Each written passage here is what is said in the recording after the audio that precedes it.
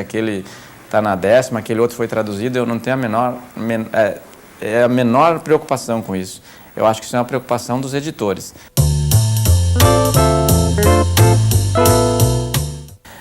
Eu acredito em Deus,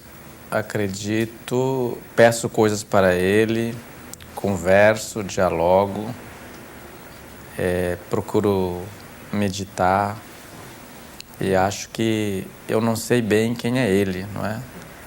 Mas sei, por exemplo, algumas coisas que não me são dadas só pelos sentidos, mas eu sinto que tem uma presença dele no mundo, seja qual for o nome que ele tenha. Preferia que Deus fosse mulher, como o Leonardo Boff lembrou outro dia. Me parecia que ele melhoraria muito a sua imagem diante de mim.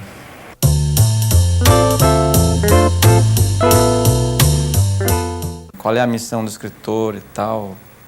Por que você escreve? Eu fico pensando, eu escrevo porque sou infeliz, né? Se fosse feliz, provavelmente não escreveria. Você escreve para consertar o mundo, consertar a si mesmo. Todo escritor é imortal, ou porque está na academia, ou porque não tem onde cair morto. Mas eu acho que a academia hoje é um sistema de exclusão muito forte. A academia, sem querer, ao longo dos anos, ela traiu-se a si mesma. Ela foi fundada, como todas as academias, para haver convivência entre os escritores. E naquela época já foi difícil arranjar 40 que escrevesse, para completar as 40 vagas. Hoje, a academia tinha que ter umas 4.000 vagas, ou deveria existir muitas outras academias para que as pessoas tivessem espaço de convivência. Mas eu acho que precisava reformar para a gente voltar a esse objetivo, ao fim que ela foi criada, que é a convivência entre os escritores. Eu não sou contra a academia. Acho que qualquer instituição que seja fundada assim, para congregar os escritores para a convivência acaba sendo uma coisa boa. Mas ela se tornou um sistema de exclusão e não de inclusão. E essa disputa por vagas, ela é ridícula, porque você tem que derrotar o outro. Como é que você pode dizer? Eu me recuso a isso, nunca passa pela minha cabeça fazer isso. Eu acho que você devia ser, ou a entrada devia ser livre a quem escreve lá, tipo um clube. Você é escritor, você pode fazer parte do clube dos que escrevem. A academia é isso, é um sentido de convivência. Não devia haver julgamento de mérito de obra, porque senão nós dançamos. E houve vezes em que a academia acertou muito trazendo para dentro dela uma pessoa que não era bem um escritor, mas cuja convivência com as letras era boa, não é? Apesar de não ser um romancista, não ser um contista, não ser um poeta.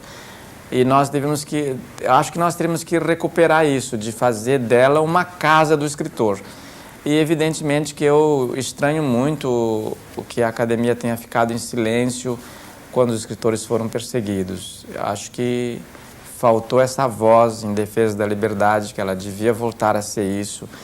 E que, como cada vez mais estão entrando mais escritores lá, porque houve vários acadêmicos que não eram escritores, que estão lá ainda e não são, a não ser se você considerar assim, o general Aurélio de Lira Tavares, autor do Ato Institucional número 5, e considerar que essa seja uma obra representativa da nossa literatura, para ele estar lá dentro.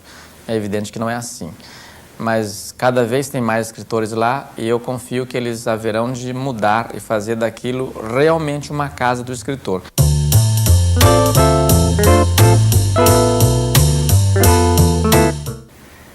O Dionísio da Silva é um sujeito em quem não se pode confiar. Ele é muito mentiroso, inventa as coisas. Hoje está dizendo isso sobre essas coisas, numa outra vez diria outra sobre as mesmas coisas.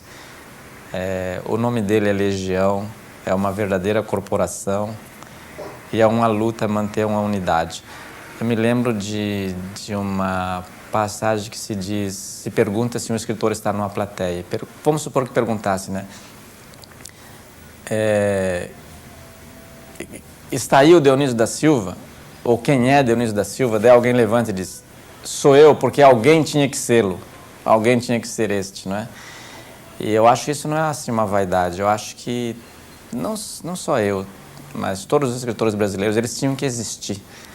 Tinha que existir um Dionísio da Silva, tinha que existir cada um que fez ali a sua literatura daquele modo. Tem que nascer os que estão inéditos. A gente tem que ser... Não te respondi, né, quem é Dionísio da Silva, talvez porque eu não saiba a resposta, né? Mas se eu tivesse que dizer uma coisa, eu dizia, o Dionísio da Silva é uma legião. O nome dele é Legião, porque pega esse lado demoníaco, assim, no bom sentido, né, que eu tenho uma especial predileção pelos demônios. Os demônios dizem não a uma força poderosíssima que eles sabem que vai derrotá-los, mas não impede, isso não impede a coragem deles, eles dizem não, mesmo sabendo que vão perder. Porque nós inventamos muitas lutas que nós sabemos o fim. Nós vamos perder, mas nós temos que travar aquela guerra, mesmo sabendo que está perdida. Por isso que a gente acredita na utopia. O mundo pelo qual nós estamos lutando, ele não vai ser para nós. E nós nem sabemos se ele vai ser para nossos filhos, para os nossos netos. E a humanidade só avança porque tem os que sonham, os que pensam um mundo melhor e não se entregam, não se demitem, não baixam a cabeça. Nós temos que sonhar.